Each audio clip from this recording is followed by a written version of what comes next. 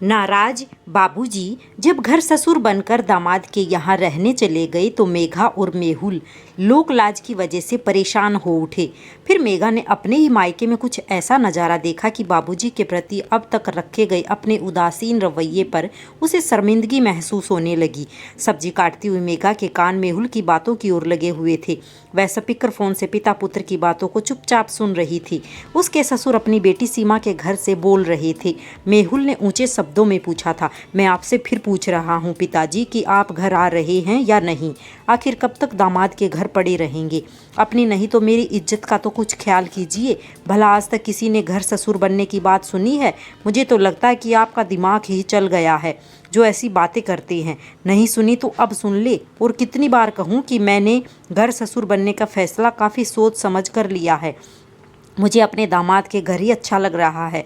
कम से कम यहाँ एक प्याली चाय के लिए 10 बार कुत्ते की तरह भूखना तो नहीं पड़ता। सीमा और किशोर मेरी हर बात का पूरा ख्याल रखते हैं। और सुनो मेहुल, जब वे लोग भी मुझे बोझ समझने लगेंगे तो दिल्ली का आशीर्वाद सीनियर सिटीजन्स होम तो है ही मुझ जैसे उपेक्षित और बोझ बन चुके बूढ़ों के लिए। इसलिए तुम लोग अब मेरी चिंता मत करो।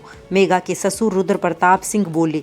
जवाब में मेहुल कुछ और विमन करता हुआ बोला, तो फिर बने रहिए घर ससुर और दामाद के हाथों अपनी इज्जत की धज्जियां उड़वाते रहिए।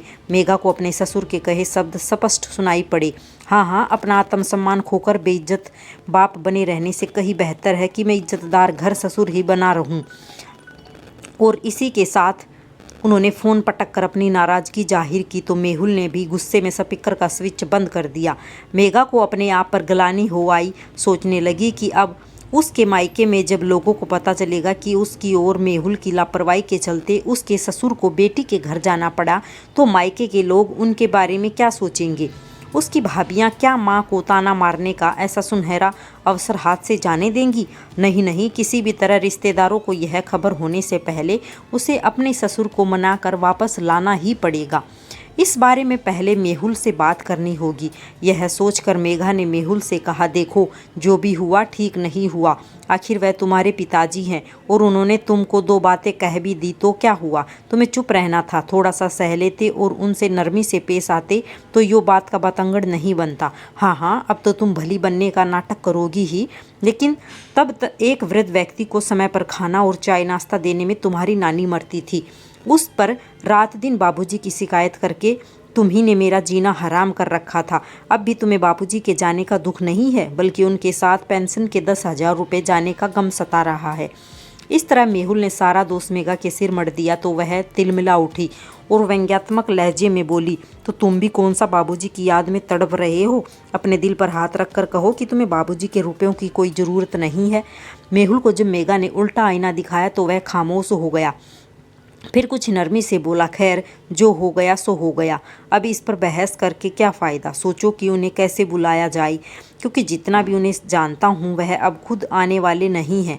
अभी तो वह सीमा के घर पर है। जहाँ कहीं उनके आत्मसम्मान को जरा सी ठेस पहुँची तो वह आशीर्वाद सीनियर सिटीजन्स होम जाने में एक पल की भी देर नहीं लगाएंगे। उसके बाद वहाँ से वह शायद ही वापस आए। तुम कहो तो मैं बात करके देखती हूँ, मेघा बोली। अब गलती हमने की है तो उसे सुधारने की कोशिश भी हमें ही करनी पड़ेगी। पिताजी हैं, नहीं रहने दो, मेहुल बोला। बाबूजी को गए महीना भर तो हो ही गया है। अब हफ्ते भर बाद ही बच्चों की क्रिसमस की छुट्टियां होने वाली हैं। हम सब जाकर बाबूजी को मनाकर आदर के साथ ले आएंगे। यह सब सुनकर हुर्रे करते हुए रानी और फन्नी पर्दे के पीछे से निकल आए तो मम्मी पापा की ऊंची आवाज़ सुनकर वहां आ गए थे। माँ, सच में दादाजी हमारे पास वापस आ जाएंगे? दोनों बच्चे खुशी से उछलते हुए एक स्वर में बोले, हाँ बेटे, वह जरूर आएंगे। हम सब मिलकर उन्हें लेने जाएंगे। मेघा भीगे स्वर में बोली तो मेहुल के चेहरे पर भी स्नेहसिक्त मुस्कान आ गई। बच्चों की छुट्टियां शुरू होने पर वे अपनी कार से बाबूजी को लेने निकल पड़े। मेहुल ने घर छोड़ने से पहले फ़ोन पर सीमा से यह पूछ लिया था कि बाबूजी घर पर हैं कि नहीं और उनका कहीं जाने का कार्यक्रम तो नहीं है। सच है, बहुत से लोग ऐसे होते हैं जो साथ रहने वाले अपनों के महत्व को समझ नहीं पाते, पर किसी कारण से जब वह वहीं अपने दूर चले जाते हैं तब उनकी कमी शिद्दत से महसूस करते हैं। यही हाल मेहुल और मेघा का था।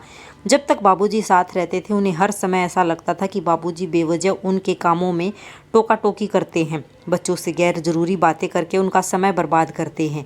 बाबूजी ने सब पर ही एक तरह से अंकुश लगा रखा था। ऐसा लगता था मानो उनकी आज़ादी खत्म हो गई थी।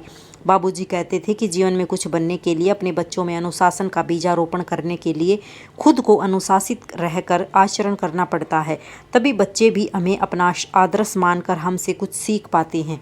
तब मेघा और मेहुल को उनकी बातें कोरी बकवास लगा करती थी, किंतु आज उन्हें बाबूजी की कही एक एक बात में सच्चाई का आभास हो रहा है। बाबूजी से हर महीने उनकी पेंशन को लेना तो उन्हें याद रहा, या यूँ कहे कि अपना अधिकार तो उन्हें याद रहा, पर फर्ज निभाने से वे चूक गए। अपनी सहेलियों के साथ गप लड़ाते हुए मेघा अक्सर भूल जाती थी कि बाबूजी चाय के लिए इंतजार कर रहे हैं। वह शुगर के मरीज हैं, पर उनके दिए पैसों से शुगर फ्री खरीदने में उन्हें पैसों की बर्बादी लगती थी। मेहुल ने भी कहीं यह न सोचा कि वृद्ध पिता को उससे भी कुछ उम्मीदें हो सकती हैं। दो घड़ी मेहुल से बात करने को वह तरस जाती, पर उसको इसकी कोई परवाह न थी। बाबूजी ने तो मेहुल के बड़ा होते ही उसे अपना मित्र बना लिया था, पर वही कभी उनका दोस्त नहीं बन पाया। अचानक गाड़ी घर घर कर हिचकोले खाकर रुक गई। यह तो अच्छा हुआ कि पास ही में एक मोटर गैराज था। धक्के देकर गाड़ी को वहां तक ले जाया गया। मैकेनिक ने जांच करने के बाद बताया कि ब्रेक पाइप फट गया है और उसे ठीक होने में कम से कम 1 दिन तो लगेगा ही। चूँकि यह एक इत्तेफाक था कि हादसा मेघा के मायके वाले शहर में हुआ था, इसलिए कोई उपाय न देख उन्होंने गाड़ी ठीक होने तक मेघा के मायके में रुकने का फैसला लिया। एक टैक्सी कर मेहुल अपने परिवार को लेकर ससुराल की ओर चल दिया। उन्हें अचानक आया देखकर सभी बहुत खुश हुए। मेघा के परिवार में मम्मी पापा के अलावा उसके 2 बड़े भाई और भाभियाँ थी। बड़े भैया के 2 जुड़वा बेटे जय और लय तथा छोटे भैया की एक बेटी स्वीटी थी। बच्चों में उम्र का ज़्यादा फासला नहीं था, इसलिए जल्दी ही वे एक दूसरे से घुल मिल गए और हुड़दंग मचाने लगे। माँ बाबूजी के साथ थोड़ी देर बातें करने के बाद मेघा मेहुल को वहीं छोड़कर रसोई की ओर चल पड़ी, जहाँ उसकी दोनों भाभियाँ रात के खाने की तैयारी में जुटी थी। मेघा ने भाभियों का हाथ बटाना चाहा, पर उन्होंने उसका मन रखने के लिए चावल बीनने की थाली पकड़ा दी और वहीं रसोई के बाहर पड़ी कुर्सी पर बैठा लिया। मेघा ने देखा कि उसकी भाभियों ने बातों बातों में कितने सारे पकवान बना लिए। वे जब 2 तरह की सब्जियां बना रही थी, तब मेघा ने पूछ लिया कि भाभी, यह कम तेल मसाले की सब्जी किसके लिए बना रही हो? तो बड़ी भाभी ने कहा कि मम्मी पापा बहुत सी खाने की चीज़ों से परहेज करते हैं। उनकी उम्र देखते हुए उनके लिए थोड़ा अलग से बनाना पड़ता है, पर माँ बाबूजी को तो कोई बीमारी नहीं है, फिर उनके लिए आप लोग इतना झंझट क्यों कर रही हैं? मेघा ने पूछा।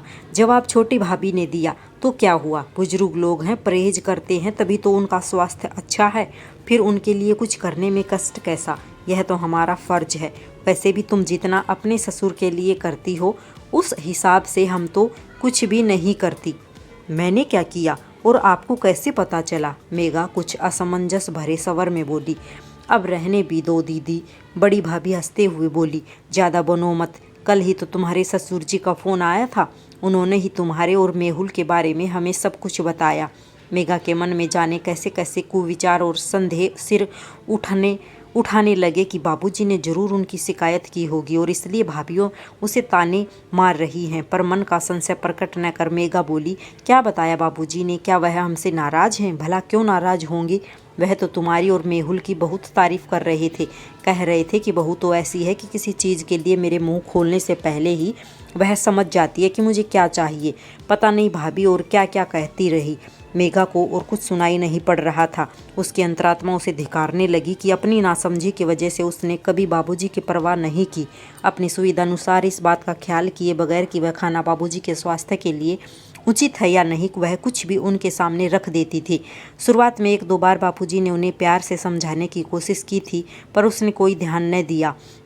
उनकी तबीयत आए दिन खराब हो जाती थी। एक उसकी भाभियाँ थी जो उसके स्वास्थ्य माता पिता का कितना ध्यान रखती थी, और एक वह है, दूसरी ओर बाबूजी हैं कि इतना होने पर भी मायके में उसकी किसी से शिकायत न कर तारीफ की है। पश्चाताप की आग में जलती हुई उसकी भावनाएं आंसुओं के रूप में आंखों से झलकने लगी। वह मन ही मन प्रतिज्ञा करने लगी कि अब आगे से वह कभी भी बाबूजी की किसी तरह की शिकायत का मौका नहीं देगी। उधर मेहुल भी मेघा के भाइयों का अपने माता पिता के साथ व्यवहार देखकर गलानी से भरा जा रहा था। मेघा के दोनों भाई अपना खुद का कारोबार संभालते थे। दोनों ने ही घर आकर उस दिन की बिक्री से प्राप्त रुपयों से अपने पिताजी को अवगत कराया। हालांकि उन्होंने किसी से भी रुपयों का ब्यौरा देने के लिए नहीं कहा था। कुछ देर पास बैठ पिता पुत्र ने एक दूसरे का हालचाल पूछा। फिर वे लोग मेहुल के साथ व्यस्त हो गई। मेहुल मन ही मन सोच रहा था कि वह तो अपने पिता का इकलौता पुत्र है, इसलिए उसे तो उनकी हर बात की ओर ध्यान देने की ज़रूरत है। माँ के गुजर जाने के बाद वह अपनी बात कहते भी तो किससे? वह क्यों नहीं अब तक अपने पिता के मन की पीड़ा को समझ पाया? अब से वह बाबूजी के पेंशन के रुपयों को हाथ भी नहीं लगाएगा, बल्कि उनकी ज़रूरतों को अपने कमाए रुपए से पूरी करेगा। अगले दिन गाड़ी ठीक होकर घर आ गई, पर मेघा के घर वालों ने जिद करके उन्हें 2 दिन और रोक लिया। इस दौरान मेहुल ने मेघा के भाइयों का अपने माता पिता के साथ बातचीत और व्यवहार को देखकर पहली बार जाना कि बुजुर्गों के अनुभव से कैसे लाभ उठाया जा सकता है। बच्चे कैसे दादा दादी की वजह से अपने पारिवारिक इतिहास को जानते हैं तथा अपनी संस्कृति और रिश्तों की जड़ों से जुड़ते हैं। हमारे बुजुर्ग ही तो इन सारी चीज़ों की मूल जड़ होते हैं, हम तो बस शाखा मात्र होते हैं। यदि मूल जड़ को ही काट कर फेंक दिया जाए तो गृहस्थी का वृक्ष कैसे फल फूल सकता है? जब से मेघा और मेहुल बच्चों सहित बाबूजी को लेने निकले तो उन दोनों के सामने अपना ध्येय बिल्कुल साफ हो चुका था। उन्हें विश्वास था कि उनकी नादानी को माफ़ कर बाबूजी अवश्य उनके साथ वापस अपने घर आ जाएंगे। भला उन जैसा स्वाभिमानी व्यक्ति कभी घर ससुर बनकर थोड़े ही रह सकता है। यह सब तो उन्हें सबक सिखाने के लिए बाबूजी जी कर रहे थे। इस विश्वास के साथ वे खुशी मन से अपने मंजिल की ओर बढ़ चले। उन्हें अब अपनी गलती का पछतावा हो चुका था। राधे राधे सभी को।